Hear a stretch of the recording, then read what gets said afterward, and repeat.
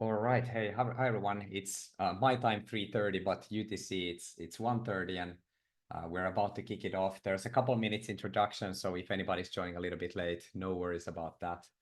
But thanks so much for taking the time to attend this webinar. As you see, our topic is artificial intelligence in special education, and I'm going to speak very little today, and we have two experts, Jari, Laru, and Katja Huttunen, speaking each for about 25 minutes. And there's going to be a lot of opportunities to ask questions and discuss as well. It's not just going to be a lecture, so to speak.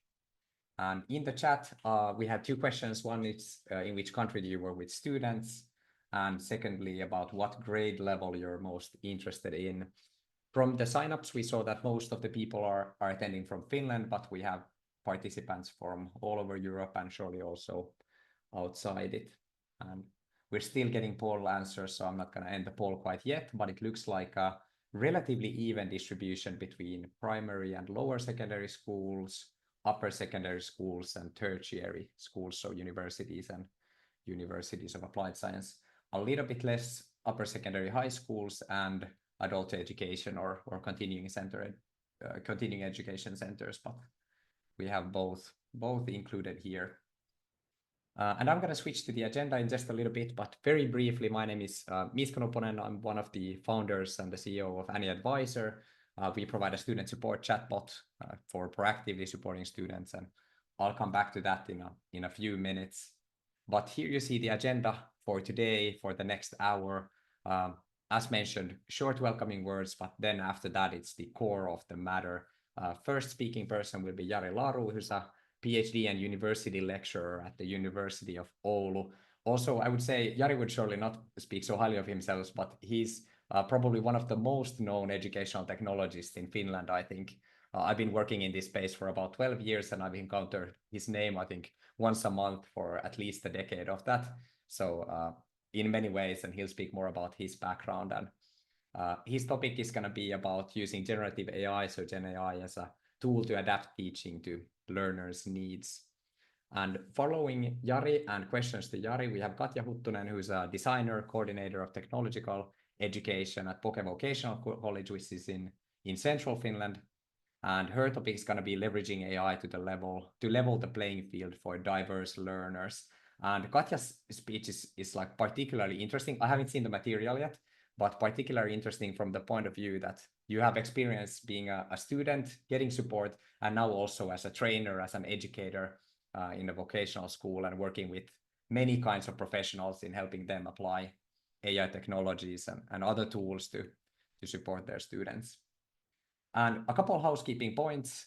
Number one, there's the chat and the Q&A. You can use them throughout this session. And also, I'll pick up the questions from the chat, repeat them to the speakers as needed. And if you miss any part or if you have to leave earlier, no worries. This is being recorded, and we're going to send the recording to you once the session is over. And we are finally done with the poll. I'll share the replies to you guys. You should see them now. We had more than 60 responses. So in terms of countries where people are from, we had quite many different countries, heavily relying on or emphasizing Finland, so to speak. But quite many. We had participants from Italy, the UK, all over the European region at least.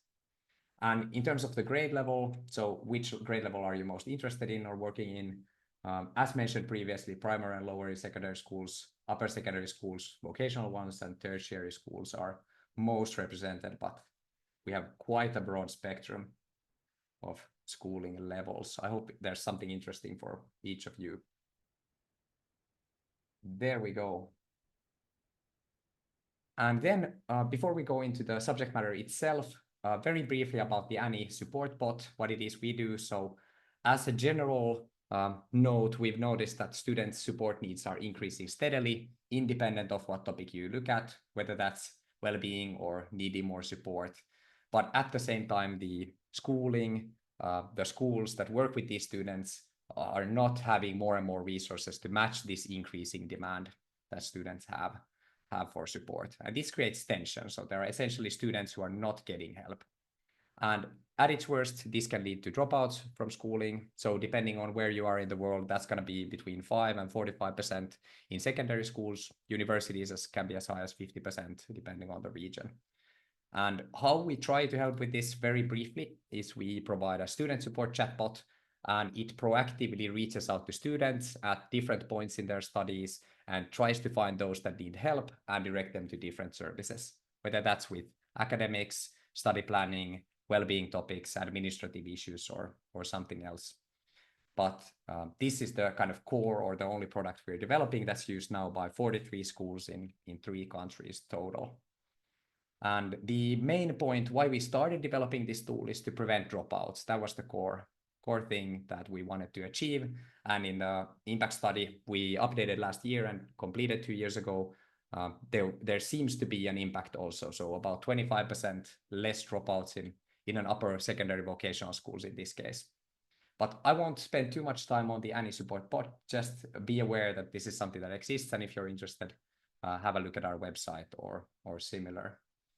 But without further ado, I'd like to welcome Jari Laru to the stage to talk about Gen AI and hand it over. Please, Jari, looking forward to your Hello, can you hear me? We can, and see you as well. Yeah, so I send a request to share screen. Let's see. Yes. Okay, I have only one single desktop, so I set this, and now I have to hide some panels here and then activate this. Yes. Okay, thank you for invitation. I put now timer for 20 minutes. That ANI advisor bot is actually a very good example of using generative AI as a tool to support learners' needs.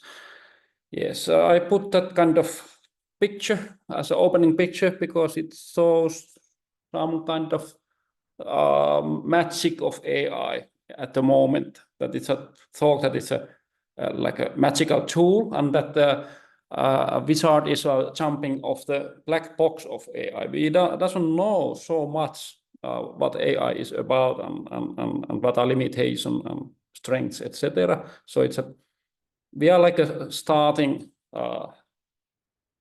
era of AI. But anyway, that AI and especially machine learning is already everywhere. AI is not something new what is emerging. It's actually ubiquitous and pervasive. It's everywhere, and it's embedded and integrated, for example, into social media services and also behind of TikTok algorithms and that kind of things, and also like a reason for many problems with the mobile phones in schools and free time and so on. Why AI is everywhere? Because actually machines can understand us. They can recognize objects, they can recognize speech, understand text, understand written text, understand languages, can speak and can produce and understand multimodal content, etc. So technological development has produced that kind of tools and technologies which can be actually used to help our everyday life activities and so on, and also a transparent way that we don't actually notice that kind of embedded AI, what is ubiquitous and pervasive everywhere. Instead, we see that AI is among us because generative artificial intelligence is so human-like, and it has been one of the world's fastest adopted technologies so far. So it's somehow making a revolution at the moment, if we can say so. But anyway, that artificial intelligence is like a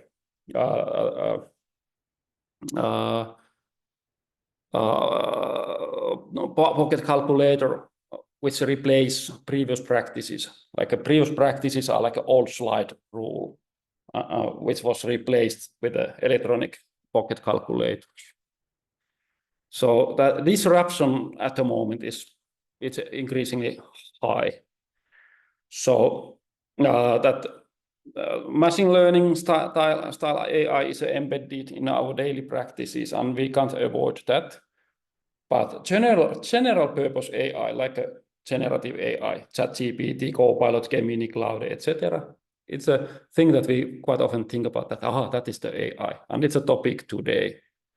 And middle between of that machine learning world and general purpose AI is a AI ED, like educational AI apps. And we have a lot of nice applications which can be used to support special needs students.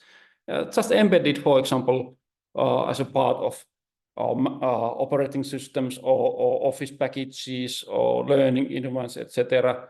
And quite often students who have a dyspraxia or dyslexia or something like that, dyscalculia, they know that kind of tools and so on. But many educators doesn't know. Anyway, let's talk about those later on. But this figure from article by one Grave, Teuber, etc. is very interesting because it highlights like areas for different user groups, like learners.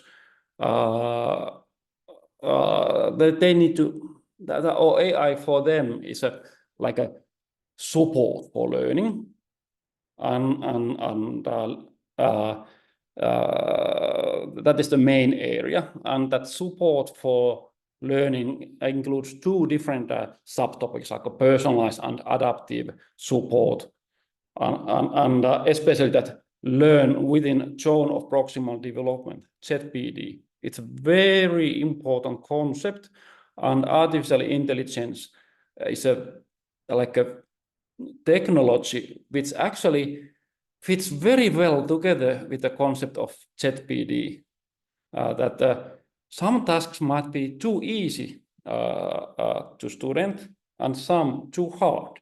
And now, with the help of AI, we can balance between that those too easy tasks and too hard tasks. Actually, we can tailor on an individual level, or group level, or whole classroom level, different kind of activities, tasks or materials, whatever, because of AI can easily create activities which has a meaningful visualizations which support learning processes. Activities can be customized, and also learning materials can be customized on the go. Students benefit of different kind of feedback systems, which can be dependent on teacher or not, and also recommendation systems that we are very used to have, for example, on YouTube, Spotify, Instagram, so on. Those are coming also to classroom, so that actually materials in the future recommend that you have interest to that and that, or you have challenges in that and that. So you could actually look that, or that your group would benefit of that. And also teachers will get new kind of tools, like they can follow real-time activity flow in a classroom, or they can support, or they can plan different kind of learning paths with help of AI technologies.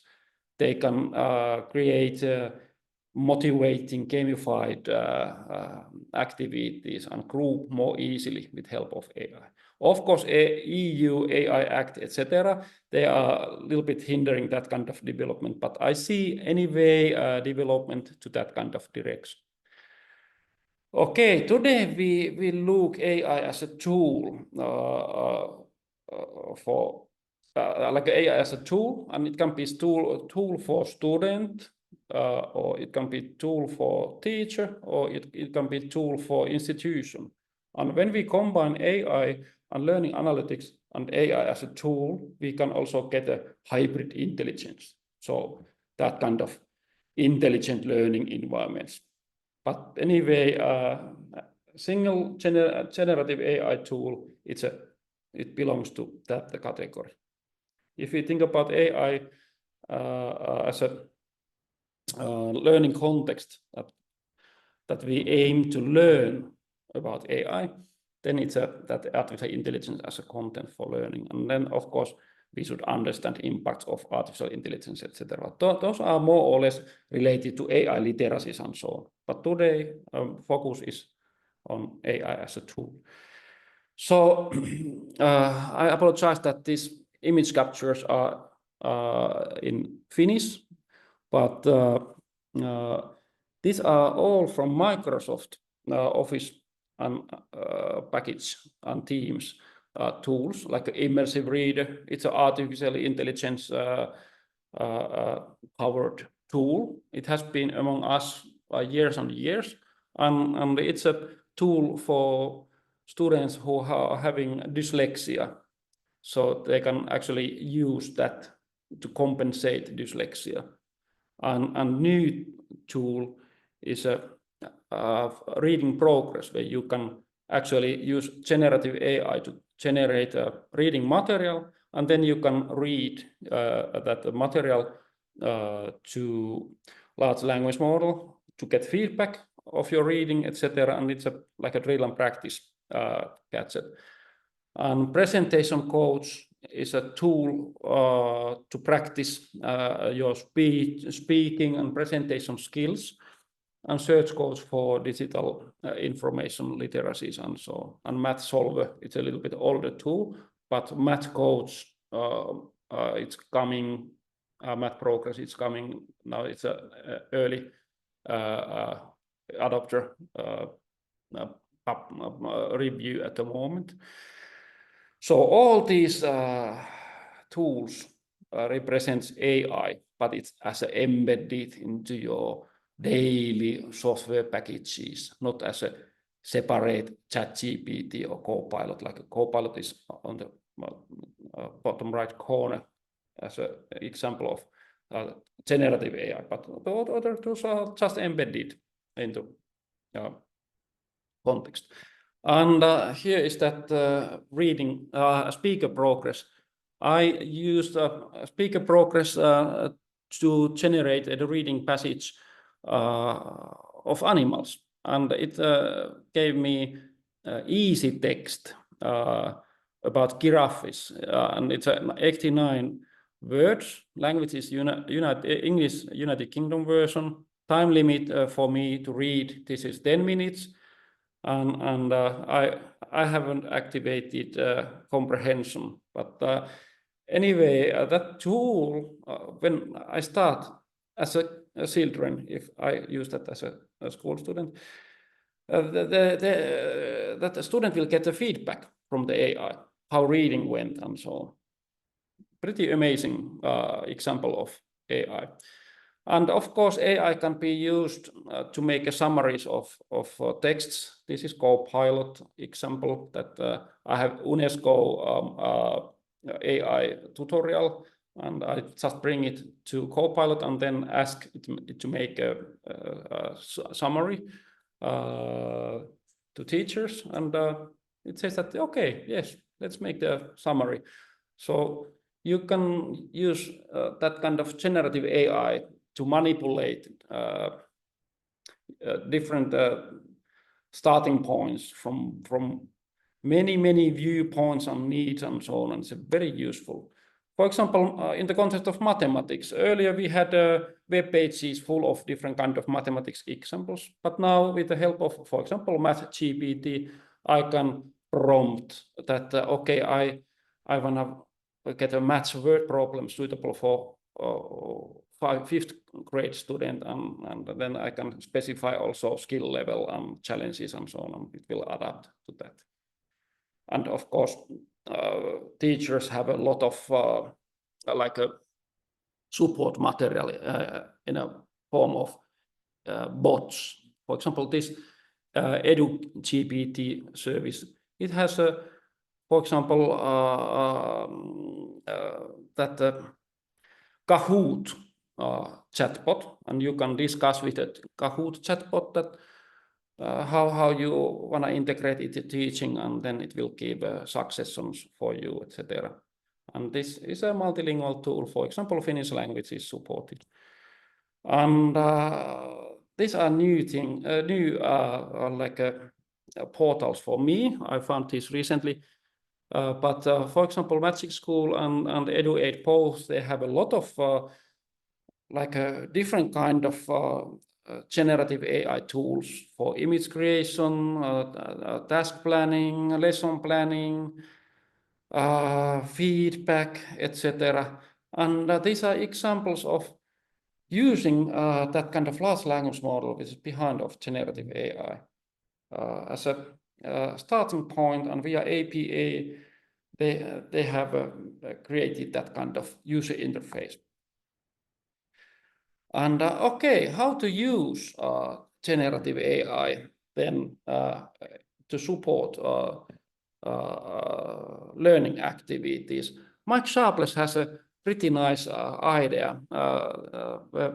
He has listed 6 different approaches, like let's use AI as a possibility engine, that AI generates different kind of alternative ways of expressing an idea. And that is like a discussing with AI that, okay, I'm not happy with that result. I want to have an easier task. Or could you give a more challenging version for me? Like just going like that. And Socratic opponent is that you actually prompt a role to AI agent, so that, okay, your role is to discuss with me about, for example, different professions. That you need to argue that it's not wise to work at a university, and I want to apply to university, and then AI is trying to say that university is not a good place to work, and so on. So it's up to how you role model AI. And collaboration coach, you can use AI as a group member, and Sharpless actually have written articles where he have published visions how generative AI will be part of group activities in the future, that it's integrated. And I know that many researchers are actually doing that kind of experimentations. And co-designer is, for example, when I'm preparing my lessons and so on, I use AI always as a co-designer. So if you are a special needs teacher, you can use AI like a co-designer when you are thinking about learning materials, tasks, and so on. It's very, very powerful in that role, and so on. And quite often we end up discussions that how we should approach assessment in the context of artificial intelligence. We can think about that, okay, AI may be technology from in the future, but I don't need to mind about it. But yeah, it's a short-term solution. But if we think about longer-term solutions in the context of assessment, we need to rethink our tasks and instruction. Of course, it requires time and effort and maybe some new tools, but it's a best approach in that context. I'm looking my timer. So if we think about how to approach generative AI as an educator, we should switch our thinking from how will AI affect education to what new and effective ways of teaching and learning will AI bring, like a teach and learn with AI. And this is, I think that this is pretty wise advice from Mike Sharpless. So if we think about a very near future, I highlight and emphasize that it's a very near future. artificial intelligence will be used in the planning of teaching and learning. Personally, I'm using that approach already because I use HouseBase on my teaching, and HouseBase is a learning environment which has a lot of AI tools and possibilities in the context generation, discussion facilitation, etc. Okay, and AI is a support and partner in self-regulated learning and like keeping up motivation, metacognition, like how task is going on and so on. And it enables automated content. And I think that this is very hot topic in the context of special education, that we can get individual tailored content for individuals and groups in the education context. And of course, that kind of development will end up in the situation where new skills and qualifications are created. And I emphasize and highlight that this is near future, not long, far away, like a target. But this approach is based on current AI tools and technologies, not futuristic technologies. But I think that my time is up. This was a very limited time frame. So I say thank you, and I'm eager to answer your questions and react to your comments. So thank you so much. Perfect. Thanks, Jari. And sorry we didn't have more time for you. I'm sure we would have been happy to listen to half an hour more. There was one practical question in the chat first that can we get the guide from the previous slide? And I linked the UNESCO guide for using Gen AI for education and research, or AI for education and research. The second question that came from Tom was that, are these the tools you refer to, are they free tools or subscription tools? So another practical question. Yes, I try to take a chat visible here. Yes, tools are most tools are free and or part of different packages. If you think about Microsoft tools, for example, those of course are. Now I lost my Zoom. I have been teaching and researching education technology, let's say 20 years, but still. Now yes, I got a proper view. So yes, for example, EduAid and the Magic School, they have a freemium approach, like also have EduGPT. That, for example, EduGPT has a lot of free material, but it's always the case that you don't have a free like a lunch. That when you end up to create avatars, video avatars with the AI, or end up to use certain very nice learning environment, of course you see that it's limited somehow, that if you want to get more fine-grained analysis from the learning activities, or get a very nice video avatars or audio generated via AI, now my limit is over, etc. So I think that it's very difficult to find solutions which are free. For example, M365, like a Microsoft solutions, are free if you pay very expensive annual license of using Microsoft products. So it's like a hen and egg situation, that we can't accept that we get free tools, excluding research project-based tools. For Generation AI project, it's my main activity at the moment, and we developed free tools to learn about AI. But yes, that is the short answer on my scale. Makes sense. And I think many of the participants here in the webinar will have an Office license that hopefully covers also these AI tools.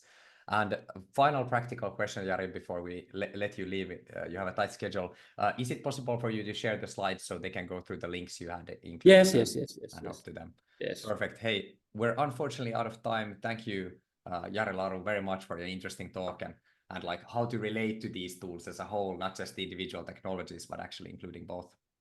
Yeah. Perfect. And before I disappear, I wanna say that we can continue on LinkedIn, Facebook, Instagram, etc. I'm very active on social media. You can ask a clarification from my wife, so she can confirm. So we can continue there, and I will link immediately to chat before I close this. Lovely. Thanks so much, Jari. Thank you so much. And we'll continue the conversation in social media. And hey, without further ado, we'll continue our schedules. So Katja Huttunen, please, from Vocational College will be next up and continuing very much on the same topic, but also from the point of view of our own experience getting support and providing support to students. And I hope Katja is able to share your screen and yes, let me see if it works. Now I will get my own clock thing going on also. Nice, it's perfectly visible and we can hear and see you as well. So yes, go ahead when you're ready. I will put myself there and I can see my clock, so I put it on. Yes, hello all. My camera is a little bit on the weird spot, so I'm looking elsewhere, but I can hopefully see you and you can see me. Yes, I'm Katja Huttunen, coordinator of technological education here in northern central part in Finland. It's Vocational College, Voke, and I do a lot of different kind of jobs in here. So I came here as a student. I was learning to be a practical nurse or lähihoitaja in Finnish. It's sometimes really difficult to explain people in different parts of Europe or around the world because there is not often a similar kind of job title in other countries, but it's like what I was planning to do is people who have some kind of health need, maybe live in assisted care or something like that. So you are the person who help them kind of day-to-day life, help them get clothes on, feeding, getting in the shower, taking your medication, that kind of stuff. And I was specializing with the care of people with disabilities, some kind of like mental thing or physical needs. So that was my field. I didn't know that that's what I was interested in before I started my school. I thought that would be like some kind of kids youth thing, maybe people with like depression or some kind of mental disabilities kind of thing. But then I noticed that people who have like these kind of physical disabilities often get kind of put aside if there is new technology, if there is like VR stuff or something cool. People don't really know how that will apply if you need some kind of assistant. So I didn't want that people are getting sidelined of this cool technology. So that's why I kind of focus on that part. And when I was a student here, I did a lot of kind of VR stuff, Minecraft stuff, and when I was graduating, it was just before or just the time of when COVID started. So it was really kind of bad timing for me because I didn't really want to do a lot of places for like if you jobs that I would like to apply, they kind of closed down. So I was really afraid that what I'm gonna do. So I was lucky that my school kind of wanted to advance these kind of ideas how people in youth work or health work could use like this kind of everyday new tech and how they could apply them in their day-to-day job. So that's what I kind of do.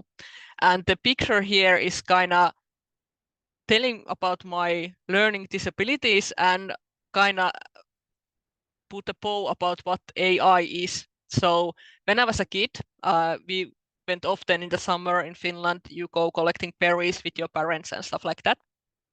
And there was this place that you need to take like a rowing boat to go there, like little island. And when we were leaving there, my mom was telling me that go sit in the boat next to the blueberry basket.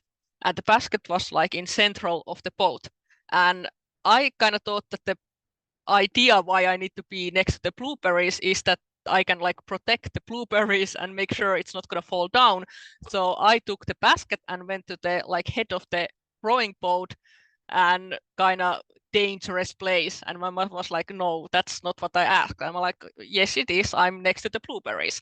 So the AI is kind of similar field. Like if you are asking something, you sometimes need to be really specific and ask again and again so they can know what you're asking.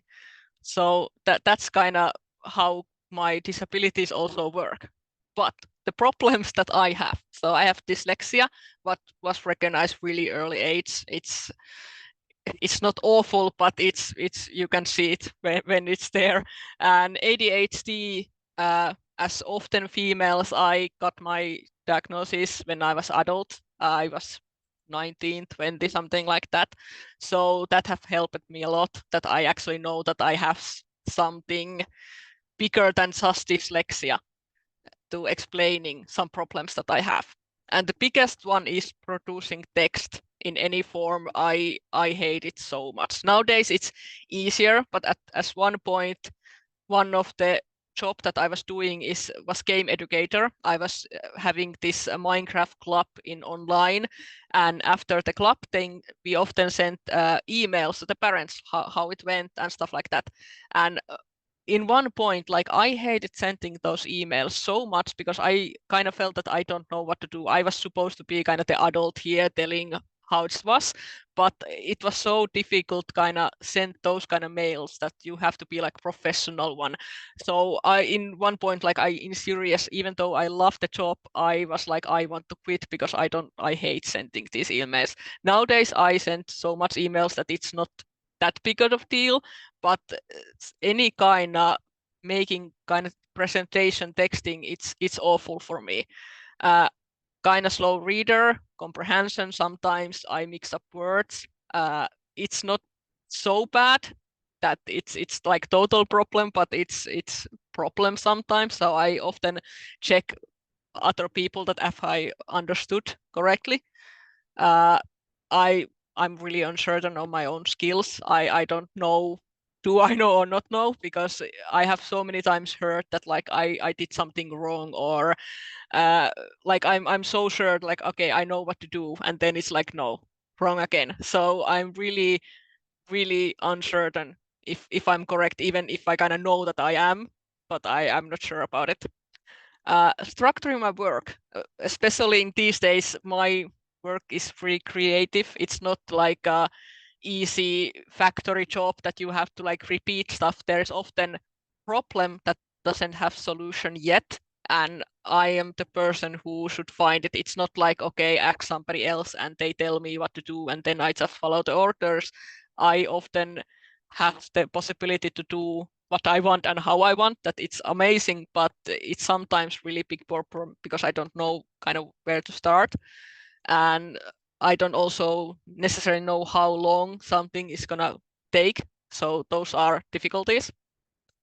My strength, I have learned that I like learning a lot, and I have found ways to learn stuff, so it's not so big problem anymore. I'm really good at adapting different situations because I'm so bad at making actual plans or following the plans that I make. So I'm really good in like big group situations that other people have made like these huge plans, and then something outside comes and everything that they have planned doesn't work. Like there's some technical problem or something like something. So I don't have like problems with those because I often have put myself situations that I don't have a plan. So I kind of have to go along what happens. So it's really good that in your work environment, there is people who kind of do stuff differently. So they can be like their own kind of strengths and use them. I'm really good with other people who have problems learning, especially now that I work as in school. Like I'm not a teacher, but I work with teachers often, and we make new like learning paths and stuff like that. So I often can be the different kind of voice there. Like, okay, is this gonna be a problem to somebody else? And do I understand it, or is it easy to use? So we can like a little bit compare how different people learn different ways. But how I actually work AI or use AI in my work, biggest thing is like creating presentation. I used actually the Copilot, PowerPoint, we have the built-in plugin on Copilot in there. So this is an earlier presentation I have made in other situations where I also use AI to actually make the presentation, and the pictures are made with AI. But structuring how much time I'm gonna use where, and maybe like I often tell the AI that I need to make a presentation this kind of situation. I often copy just the email that I have gotten to somebody who is like, can you do this? And then I explain the AI that, okay, interview me, and based off the interview, make me a slides. And then I'm like, okay, start here. Like I want some kind of structure. Then I'm like, okay, I have maybe time to put like 5 PowerPoint slide in here. Then I'm like, okay, let's plan these. And it's like, okay, your own introduction, how you use these kind of things. I explain to the AI with weird, nonsensical, lot of spelling mistakes kind of things. And it's like, okay, here are the bullet points on your thing you want to say. So it's been helping a lot. People, it's so much easier to follow my presentation now that I can use AI. Instructions are other thing, because there is like 2 different like edge cases that can be like, some people make instructions and it's like 5 different things, but they kind of forgot the middle ways. Like it's just like those draw a horse thing. So there is like 3 circles and then there is a finished product, and it's like, okay, but I don't know how did you get there. So often my instruction can be like 2 pages long, and it's really simple thing, and people who don't know it, they look at it and be like, okay, this is so long, like it's gonna take forever, I don't want to learn it. But it's often that I have just like over explained things. So I often put those in AI on my coworkers and be like, okay, how would you do it? And then we have like 2 different versions of it. So we have the short one, and then people who kind of want the all the way, press this button, do this, there is this kind of thing. I have all those there too, but it helps me to like narrow down all this knowledge that I have and all the little things that are not necessarily needed in every step of the way. Proofreading and formatting my text is also a big one. I often ask my coworkers, but it's kind of time sensitive stuff. Like I cannot bother them all the time, or sometimes I cannot like keep working if they don't like answer me on certain times. So it can be annoying to like work with people who kind of need to recheck everything what you do. So using AI on that is being like so good. Like it gives me self-confidence on my own. Like I don't just put it on the AI and be like, do this for me. I make the text and then I'm like, okay, can you make it easier to other people to understand this? So that's how I use it. A larger task breaking. So just the same thing. I put my tasks on the AI and be like, okay, I need to do this. How many steps it is? Like I have like 2 days to do this kind of project. So how I can like easier to follow this task is something I use a little bit, not so often. I maybe don't have that big a problem that I thought beforehand, but sometimes it's helped me a lot. And sometimes I use it a lot. Sometimes there is like weeks that I don't use any AI at all. And then when I get stuck to something, it's like, okay, try to AI, and then it often keeps the like ball rolling again. So it's not my everyday thing, or every text that I write, I go through AI, but it also gives me lots of that kind of mental help that I'm not so much on my own that I used to be. And how I use AI in education, I'm not a teacher, but I work with teachers in different kind of projects. So sometimes really hands-on, sometimes we have this game educator course that I'm kind of the expert as the gaming part. I understand the gaming culture the most. So there is certain lessons that I do fully on my own, but I'm not like any fun class is not on like on my own shoulders. So one thing that we have been using a lot with the different kind of groups, even if my own student or just like little happy go fun time to kind of group them better together is make stickers. The Microsoft Designer has really good sticker maker, just like easy kind of push the button thing in different picture AIs. You can also like ask it to make like sticker style things, but I really like the Microsoft Designer's own, and it has a lot of the free things. So we cannot use it our own school license like Copilot AI on that, but we can have our own just emails on that, and there is quite a lot free ones. I haven't have never problems with that, and it's really nice to make also people who kind of need these what it is accessibility kind of pictures with communication, because some people really need those like simple kind of pictures, but me with like ADHD, I don't need those so simplified things, but I often it helps me, especially like in fridge, like I have different foods there, especially like salads and stuff like that, that often goes in the drawers. And I forgot that I have them because I don't see them when I open the fridge. So I have made myself like little like tomato things or salad things I can put on the like fridge and be like, ta-da, it's here. And now I kind of remember that I have them because I see the stickers easier. So some people have made like those kind of things also, or in school if you need like you can buy stickers, but we also made our own. You just need like basic contact when you like cover the books kind of thing, just print in the paper and clear tape on top of that, and then you can cut it out. So in the backside you have the easier peeling kind of stuff that can put again, and yeah, it's super nice, easy to make. We want in our schools, teachers and students both can use AI in the task.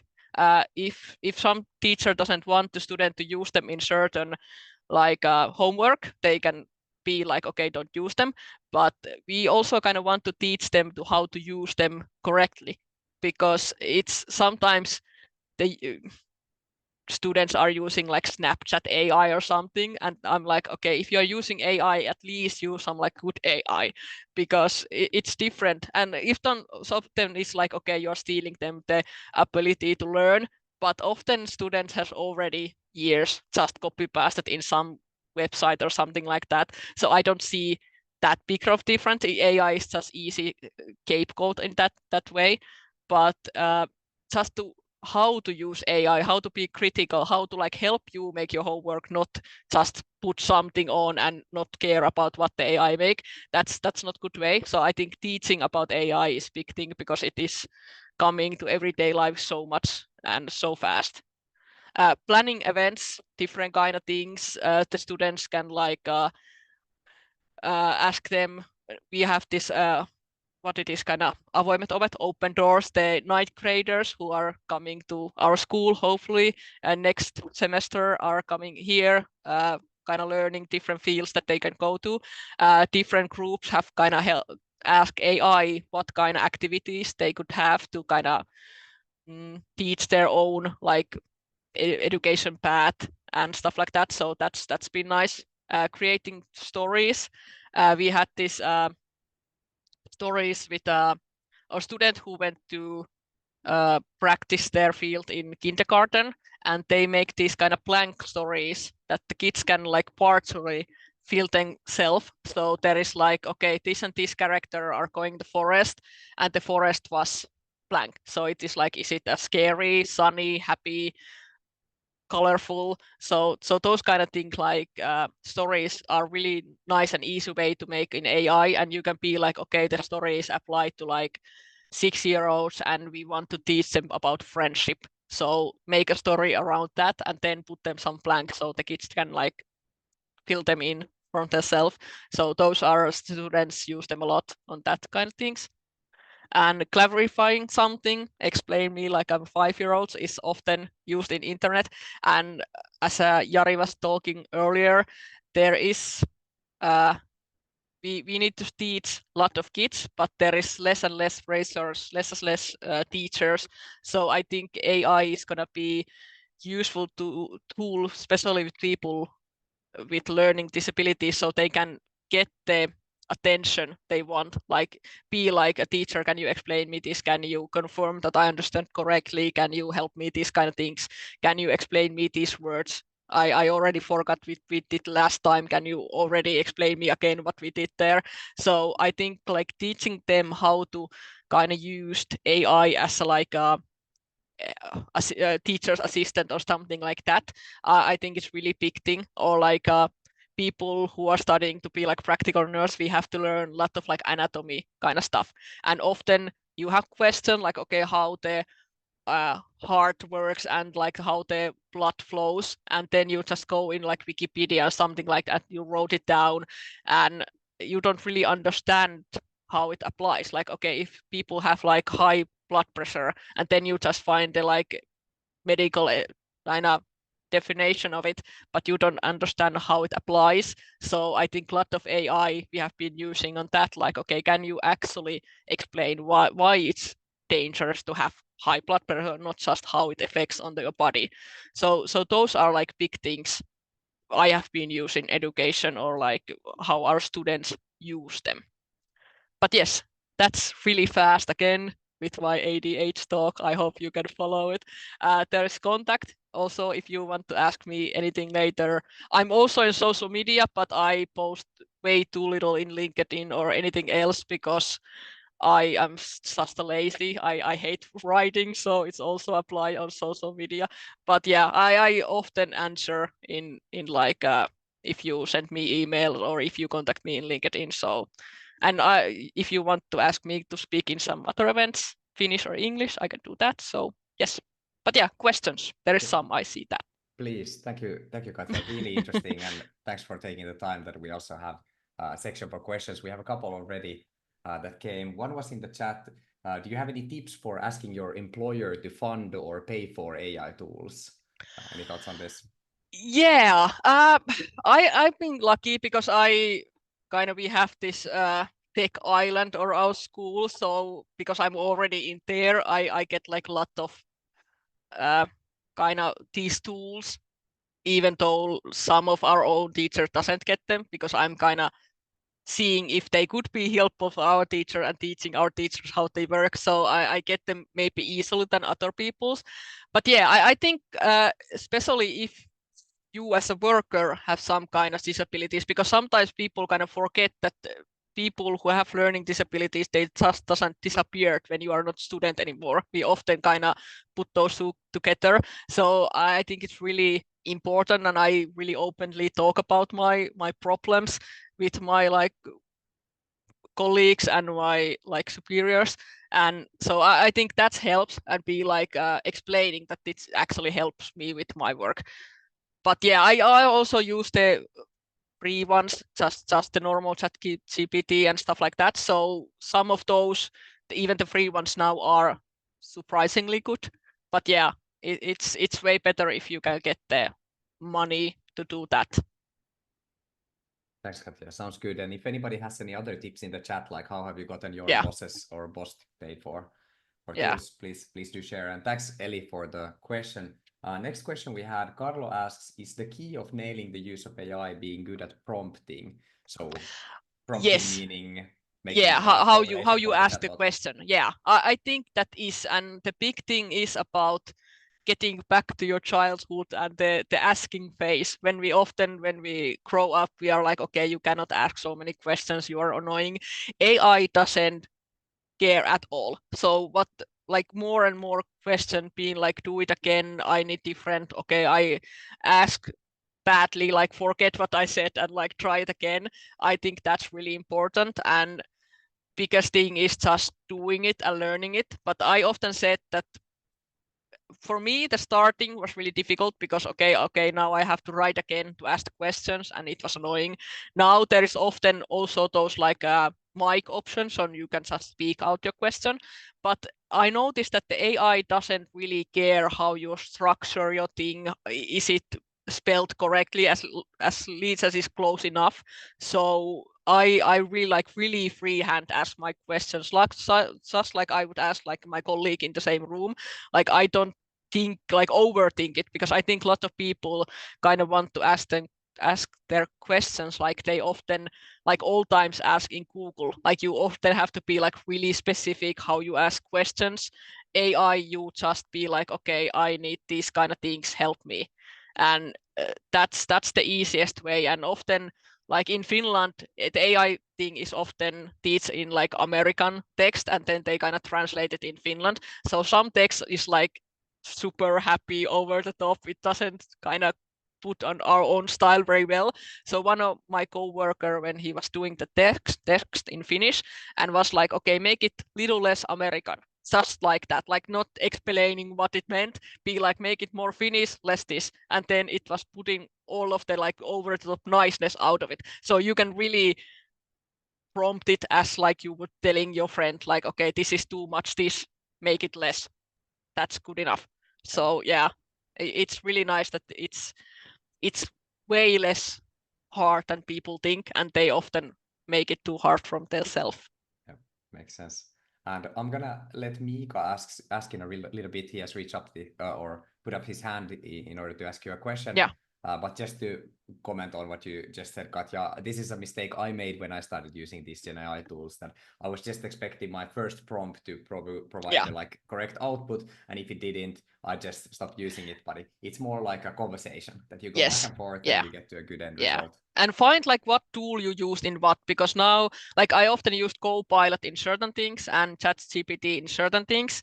Maybe if I need to make like a just text kind of thing, I think ChatGPT is often better, but especially now the Copilot in Microsoft stuff, how much it can find your like work information that is there, and like just kind of helping Google stuff that you don't really even know what you're asking. I use that Copilot way more on that kind of stuff. But yeah, I often ask both and kind of look which one is better and go with that. Makes sense. Makes sense. Sounds good. And then I'm gonna let Mika ask his question. Yes. Live. Mika, go ahead. You should be able to open your microphone now and ask your question if you're still here. He's been waiting for a while. He put his hand up very early on, so I hope we didn't miss him. Stop the sharing also.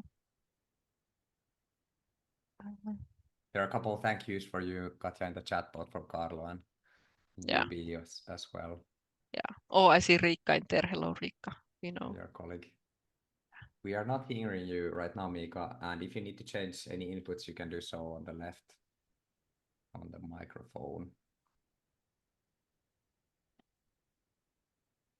While we wait, maybe Mika had an issue. He's not able to share. We'll wait for him just a few minutes. As quick plug or quick advertisement, we have a Mika left. Unfortunately, I think he had audio issues. We have a webinar coming up also on the Any Student Support Chatbot on the 6th of December. I'll put a link to that in the chat, and you can check out our website as well. We'll just have a few minutes still left.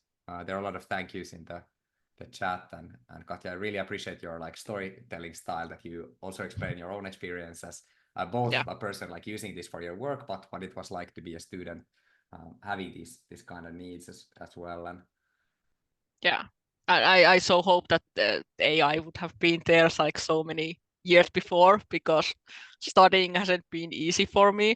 But now that it is, I often like, I only have the vocational college degree, so I have been thinking about going to higher education, but it's always been really scary. So I think like AI is giving me the courage to maybe apply. So it's not there yet, but it's not so big a course that it has been beforehand. So yeah, it helps. that's really great to hear. Kind of like having somebody to assist you on your Yes. degree, and as you said, like helping with special or specific tasks that are otherwise tricky or challenging for us. And I think that's something everybody can relate to. Yeah. I don't see any other questions or comments in the Q&A or chat. Then I think we're ready to wrap up. And thank you so much. Jari already left, but thanks to Jari and to you, Katja, for sharing. And I hope you attendees, there were about 100 of us live listening to this, so I hope you find it interesting and useful. And as mentioned, the slides will be shared with you as well as the recording. So if you missed any part or want to try it again, please go ahead. Elizabeth asked in the chat, is it really on December the 6th, Independence Day? Yes, the English one will be on the 6th. We have a Finnish one that's on a different day.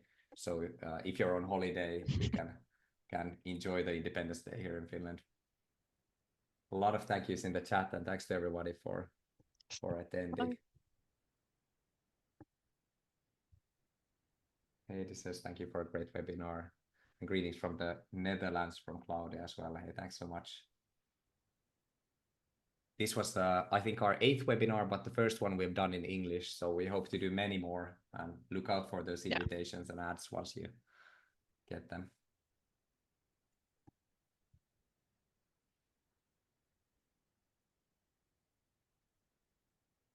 Hey, great. Thanks, Ellie, for signing up for the next one. And kiitos, Carlo, as well. Grazie mille. I'm assuming from your name, you're maybe Italian. Yes, you'll get the link via email. We'll send it out to you with Jari's slides and the correct one. Kiitos to you as well. I turn off the recording and as well here. 1 moment.